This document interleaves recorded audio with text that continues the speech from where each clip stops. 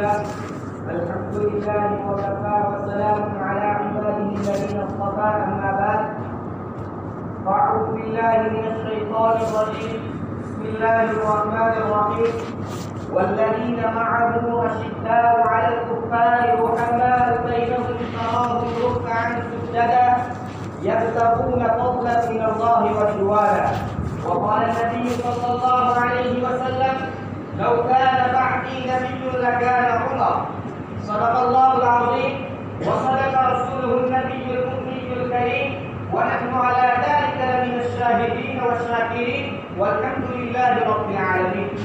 محترم و مکرم اساتذہ کرام، باہر سے آنے والے مہمانان اعزام اور عزیز ساتھیوں، آج میں آپ حضرات کے سامنے جس ہستی کا تذکرہ کرنے جا رہا ہوں، تاریخ میں اس ہستی کو عمر بن خطاب کے نام سے جانا جاتا ہے. میں اس عمر کی بات کرنے جا رہا ہوں جس کے نام سے کفر کاٹتا تھا، مشرکین مکہ کے دل دہل جایا کرتے تھے، شیطان تک اس گلی کو چھوڑ دیتا تھا جس گلی سے نبی کا یہ صحابی گزرا کرتا ہے. میں اس عمر کی بات کرنے جا رہا ہوں جس نے 22 لاکھ مربع میل پر حکومت کر کے کھجور کے درخت کے نیچے زمین پر بغیر بستر لگائے اینٹ پر سہارا لگا کر سو جایا کرتا ہے، جو مسلمانوں کا حامی ہونے کے باوجود پیروں میں لگے ہوئے کپڑے پہنا کرتا تھا. خشیت الہی کا یہ حال تھا کہ آپ رضی اللہ تعالیٰ عنہ نے فرمایا اے عمر کاش تو گھاس کا تیکا ہوتا اور بکری تجھے کھا جاتی اور تجھ سے حساب نہ ہوتا. میں اس عمر کی بات کرنے جا رہا ہوں جس کے بارے میں آقا نے فرمایا اگر میرے بعد کوئی نبی ہوتا تو وہ عمر ہوتا. میں اس عمر کی بات کرنے جا رہا ہوں جس نے دریا نیل پہ چٹھی ڈالی تو نیل بہنے لگا. میں اس عمر کی بات کرنے جا رہا ہوں جو نماز میں کھڑے رہ کر یہ آیت ان عذاب ربک لواقع ما له من کافی. عمر جب تیرے رب کا عذاب آئے گا تو اس کو دفع کون کرے گا؟ اور بڑھ کر کوئی رات روتا رہے گا. قرآن کریم میں بہت سی آیتیں حضرت عمر رضی اللہ تعالیٰ عنہ کی رائے کی تعریف میں نازل ہوئی ہے. حضرت زینب رضی اللہ تعالیٰ عنہ فرماتی ہے کہ قرآن ہمارے گھر پر اترتا ہے پر ایسا لگتا ہے کہ حضرت عمر رضی اللہ تعالیٰ عنہ کے مشورے سے اترتا ہے. عمر وہ ہے جو کافروں کے معاملے میں سخت اور مسلمانوں کے معاملے میں نرم ہے. آخر میں کیسے آپ کی منقبت کو بیان کروں، آخر میں کیسے آپ کی سیرت کو بیان کروں، آخر میں کیسے آپ کے فتوحات کا تذکرہ کروں. عزیزوں، میں چاہتا ہوں کہ میں آپ حضرات کے سامنے حضرت عمر رضی اللہ تعالیٰ عنہ کا مختصر سا تعارف کروں جو اس میں بہت سماعت فرمائے. نام مبارک آپ رضی اللہ تعالیٰ عنہ کا عمر ہے، لقب آپ کا فاروق اور کنیت ابو حفص ہے. نسب آپ کا نو کی پشت میں رسول خدا صلی اللہ علیہ وسلم سے ملتا ہے. حضرت صلی اللہ علیہ وسلم کی نو کی پشت میں ایک کام کے دو برزن تھے، مرہ اور علی. مرہ کے اولاد میں حضرت صلی اللہ علیہ وسلم ہے اور علی کے اولاد میں فاروق اعظم سیدنا عمر بن خطاب رضی اللہ تعالیٰ عنہ. ولادت سرا کا بشارت آپ رضی اللہ تعالیٰ عنہ کی واقع ہے کے 13 برس بعد. آپ رضی اللہ تعالیٰ عنہ کی عمر 63 برس کی ہوئی. نبوت کے 6 سال 27 برس کی عمر میں اسلام لائے. آپ رضی اللہ تعالیٰ عنہ سے پہلے 40 مرد اور 11 عورتیں مشرف پر اسلام ہو چکی. آپ رضی اللہ تعالیٰ عنہ کا رنگ سفید پانی پر سکی تھا مگر بہت ساری کے ناموافق غذا کے استعمال سے رنگ میں سیاہی آ گئی. رخساروں پر گوشت کم تھا، قد مبارک پہ رس تھا. جب لوگوں کے درمیان کھڑے ہوتے تو سب سے اونچے نظر آتے، گویا معلوم ہوتا کہ سواری پر بیٹھے ہوتے. بڑے بہادر اور بڑے طاقتور تھے. جیسی شدت اسلام سے پہلے کفر میں تھی ویسی شدت اسلام کے بعد اسلام میں تھی. ان کے مسلمان ہو جانے سے دین اسلام کو بہت زیادہ قوت حاصل ہوئی. رسول خدا صلی اللہ علیہ وسلم کے زمانے میں منصب وزارت پر رہے اور حضرت ابوبکر صدیق رضی اللہ تعالیٰ عنہ نے وزارت کے ساتھ ساتھ ان کو مدینہ کا قاضی بھی بنا دیا. حضرت ابوبکر صدیق رضی اللہ تعالیٰ عنہ کی وفات کے بعد خلیفہ ہوئے اور اپنی خلافت میں جس طرح خدمت و اشاعت دین اسلام کی تھی اور جیسی عظیم الشان فتوحات حاصل کی ان کی مثال تاریخ جہان میں بھی ہوئی. حضرت عمر رضی اللہ تعالیٰ عنہ نے 10 سال 6 مہینے اور 5 دن تک تلاوت کو سیکھا. فجر کی نماز میں ابو لولو مجوسی غلام کے ہاتھ سے شہید ہوئے اور یکم محرم سن 24 ہجری کو اس دار پانی سے رحلت فرمائے. اور روزہ تقوی میں حضرت ابوبکر صدیق رضی اللہ تعالیٰ عنہ کے پہلو میں مدفون پایا. چنانچہ مسلمانوں کا اقبال ان کے ساتھ دنیا سے رخصت ہو گئے. آپ رضی اللہ تعالیٰ عنہ نے کئی نکاح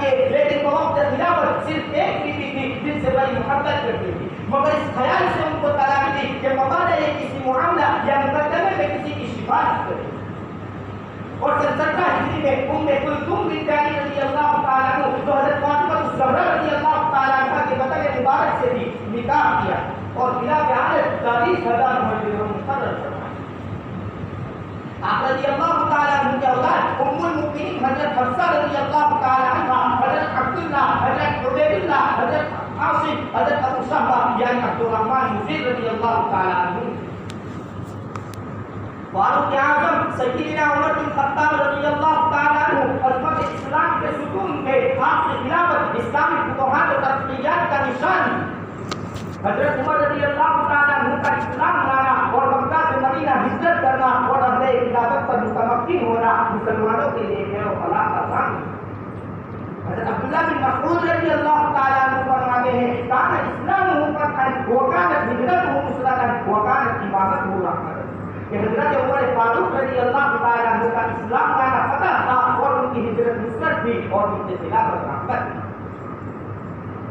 کرام سامعین، حضرت عمر رضی اللہ تعالیٰ عنہ کے مسلمان ہونے کی حضور صلی اللہ علیہ وسلم نے دعائیں مانگی تھی، انہی دعاؤں کا ترجمہ تھا کہ حضرت عمر رضی اللہ تعالیٰ عنہ کا شخص درجہ اقدس پر چلے آئے اور دولت ایمان سے مالا مال ہو۔ حضور صلی اللہ علیہ وسلم یوں دعا فرمایا کرتے تھے اللہم اعز الاسلام بأبی جہل بن ہشام او بعمر بن الخطاب، یا اللہ ابو جہل بن ہشام یا عمر بن الخطاب کے ذریعے اسلام کو عزت دی۔ حضور صلی اللہ علیہ وسلم کی دعا فاروق اعظم سیدنا عمر بن الخطاب رضی اللہ تعالیٰ عنہ کے حق میں قبول ہوئی۔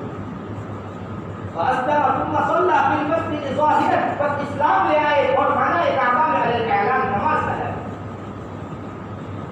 سامعین ذی وقار، پھر جب مکہ سے مدینہ ہجرت کرنے کا وقت آیا تو حضرت عمر رضی اللہ تعالیٰ عنہ سب سے پہلے خانہ کعبہ میں آئے، خانہ کعبہ کا طواف کیا، پھر مجمع کفار کو مخاطب کرتے فرمایا دیکھو میں اس وقت ہجرت کر کے جا رہا ہوں، پھر یہ نہ کہنا کہ عمر چھپ کر ہجرت کر گیا اور میں کوئی کھلا نہیں۔ سنو، جو اپنی بیوی کو بیوہ اور بچوں کو یتیم کرنا چاہتا ہو وہ آئے اور تجھے روکے، لیکن کسی کی ہمت نہ ہوئی کہ حضرت عمر رضی اللہ تعالیٰ عنہ کی طرف قدم بڑھانے کی بھی کوشش کرتا۔ حضرت عمر رضی اللہ تعالیٰ عنہ کا دور خلافت اسلامی آن بان اور شان و شوکت کا دور تھا، فتوحات کا ایک سیل روا تھا جو برابر بڑھتا جا رہا تھا۔ مخالفین اسلام خست و خاشاک کی طرف بہے جا رہے تھے، کسی کی مجال نہیں تھی کہ وہ اسلامی حکومت سے ٹکر لے سکے، جس نے ٹکرانے کی کوشش کی اس کے پتے اڑ گئے، اس کا وجود پارا پارا ہو کر فضا میں تحلیل ہو گیا۔ حضرت ابوبکر حضرت عمر رضی اللہ تعالیٰ عنہ کو خلافت سپرد کرنے کے بعد حضرت ابوبکر صدیق رضی اللہ تعالیٰ عنہ نے فرمایا کہ اگر اللہ تعالیٰ مجھ سے پوچھے گا کہ تم کس کو خلیفہ بنا کر آئے ہو تو میں جواب دوں گا کہ اللہ اس وقت آپ کی مخلوق میں جو سب سے بہتر تھا اسی کو میں خلیفہ بنا کر آیا۔ حضرت عمر رضی اللہ تعالیٰ عنہ نے اپنی خلافت میں بے شمار کارروائی نمایاں انجام دیے ہیں، جن میں سے چند میں آپ حضرات کے سامنے پیش کرنا چاہتا ہوں۔ حضرت عمر رضی اللہ تعالیٰ عنہ نے کل 10 برس حکومت کی، لیکن اتنی ہی طرح کی مدت میں روم و ایران کے پرستے ہو گئے۔ ایسر و کسریٰ یعنی روم و ایران کے بادشاہ جن کے نام سے کبھی عربوں کے بلند میں کبھی پیدا ہو جاتی، اب ان کے تخت انہی دیہات کے ہاتھوں میں تھی۔ وہ عرب جو درختوں پر پتھروں کے سامنے سر جھکاتے تھے، دیوی اور دیوتا کے آگے ناک رگڑتے تھے اور بادشاہوں کے سامنے سجدہ کرتے تھے۔ اب جو باہر نکلتے ہیں تو اس کام سے کہ وہ بادشاہوں کو عزت میں لاتے ہیں، نہ حکومتوں کی پرواہ کرتے ہیں، نہ فوجوں سے ڈرتے ہیں۔ لاکھوں لوگ انہیں روکنے کے لیے بڑھتے ہیں، لیکن جو سامنے آتا ہے تیر کے بھی طرح بچ جاتا ہے۔ لوگ حیران ہیں کہ اچانک یہ کیا ہو گیا ہے، لیکن اس میں تعجب کی کیا بات ہے؟ محمد رسول اللہ صلی اللہ علیہ وسلم کی تعلیم ہی ایسی زبردست تھی کہ ایک بار اسلام کا اثر ہوا اور اللہ کا خیال دل میں دبا، پھر کیا تھا ساری دنیا تک کے نیچے، پھر وہ اللہ کے ہو گئے اور اللہ ان کا ہو گئے۔ ایک حدیث کا اللہ کے نبی علیہ السلام نے ارشاد فرمایا لو کان بعدی نبی لکان عمر، کہ اگر میرے بعد کوئی نبی ہوتا تو وہ عمر ہوتا۔ دوسرے حدیث میں ارشاد فرمایا ان اللہ جعل الحق علی لسان عمر وقلبه، کہ اللہ تبارک و تعالی نے حضرت عمر رضی اللہ تعالیٰ عنہ کی زبان اور قلب پر حق کو جاری فرما دیا۔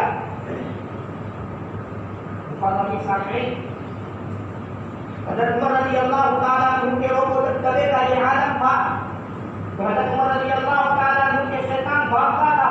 ایک مرتبہ قریش کی سب عورتیں حضور صلی اللہ علیہ وسلم کے پاس بیٹھی ہوئی اور تیز آواز میں باتیں کر رہی تھی. اتنے میں حضرت عمر رضی اللہ تعالیٰ عنہ نے اندر آنے کی اجازت مانگی.